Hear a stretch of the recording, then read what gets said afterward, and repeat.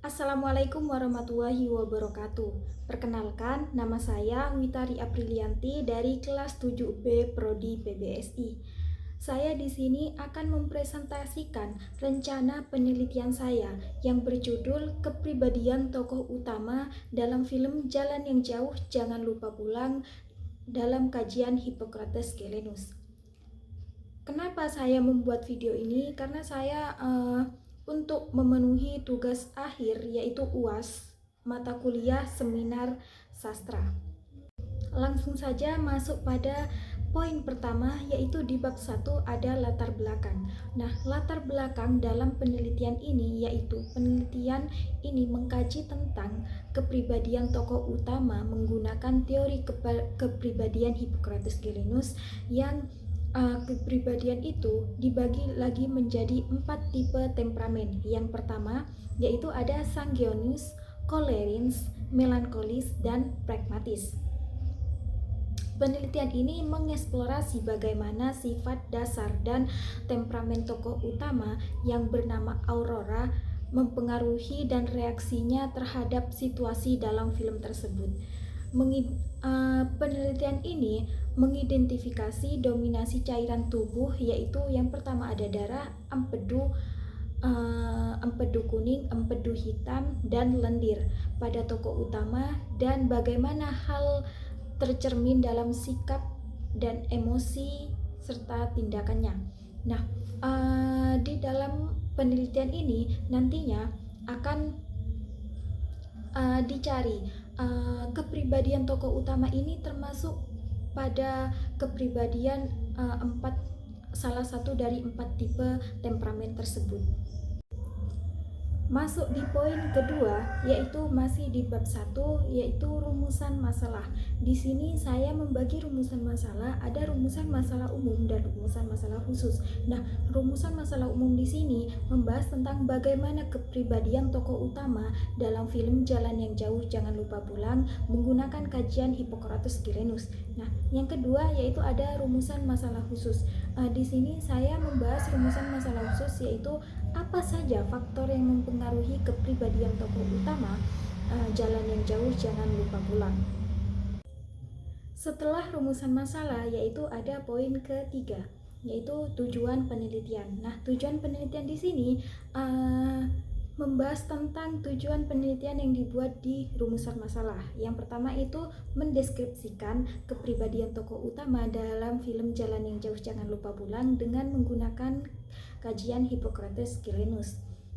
Yang kedua yaitu tujuan yang kedua yaitu mendeskripsikan faktor apa saja yang mempengaruhi kepribadian tokoh utama dalam film Jalan yang Jauh Jangan Lupa Pulang. Nah, setelah tujuan penelitian, poin keempat yaitu ada manfaat penelitian. Nah, manfaat penelitian ini ada 2 manfaat. Yang pertama yaitu ada manfaat teoritis dan manfaat praktis. Nah, manfaat teoritis itu apa? Manfaat teoritis ini teori-teori yang digunakan dalam penelitian dan pemahaman lebih mendalam tentang data yang dikumpulkan. Nah, manfaat teoritis ini sebagai acuan, teori yang digunakan sebagai acuan untuk penelitian yang akan dilakukan. Nah, kalau manfaat praktis masih dibagi menjadi 4 bagian. Yang pertama itu manfaat bagi peneliti.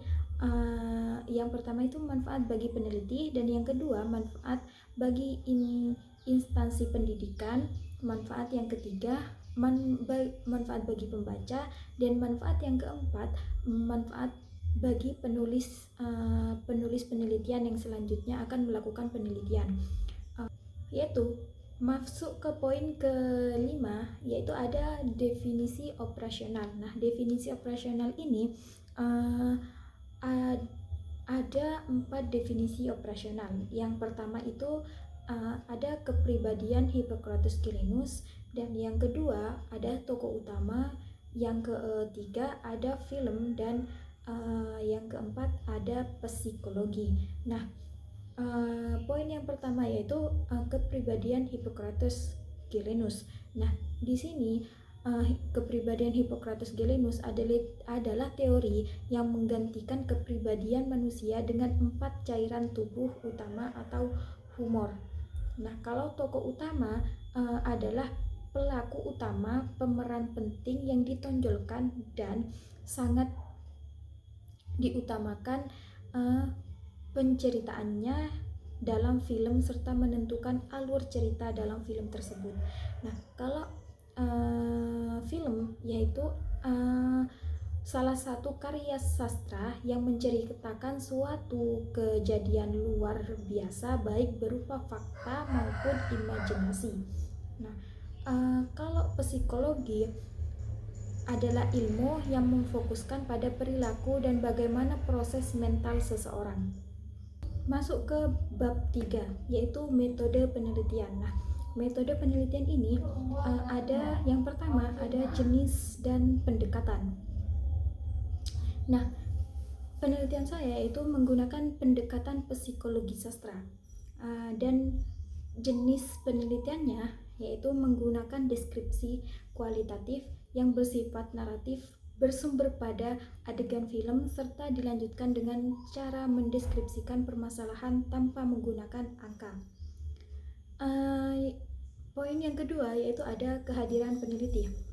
Kehadiran peneliti ini sangat mutlak sifatnya karena peneliti berperan sebagai alat utama dalam mengumpulkan data melalui observasi di dalam sebuah film tersebut. Lanjut pada poin ketiga yaitu sumber data.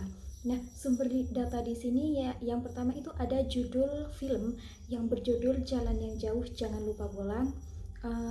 Yang kedua itu ada sutradara, yang sutradaranya di sini ada Angga Dwi Masa Songko dan genre film tersebut yaitu romantis, drama, film dan film keluarga. Nah, durasinya itu ini berdurasi 1 jam 46 menit dan produser ini bernama Tersi Eva Ranti dan Johnny Chen. Nah, poin yang keempat itu ada data. Data di sini berupa dialog dan adegan film Jalan yang Jauh Jangan Lupa Pulang yang menggambarkan tentang kepribadian tokoh utama.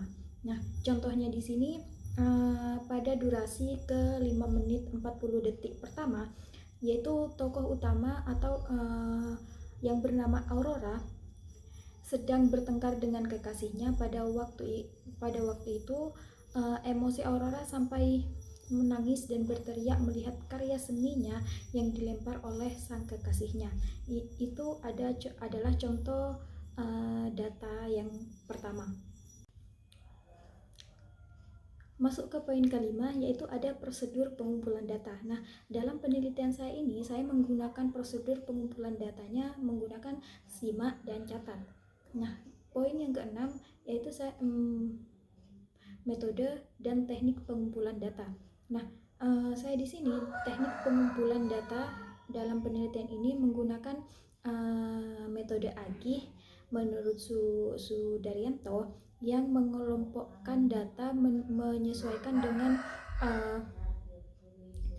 kepribadian Hippocrates Galenus ini. Nantinya dalam penelitian ini kepribadian tokoh utama yang didapat dalam sebuah film tersebut akan dikelompokkan dalam 4 tipe temperamen dalam teori kepribadian Hippocrates Galenus tersebut, termasuk kepribadian apakah tokoh utama tersebut termasuk ke dalam temperamen sang Galenus, apa koleris, apa yang semacamnya seperti itu.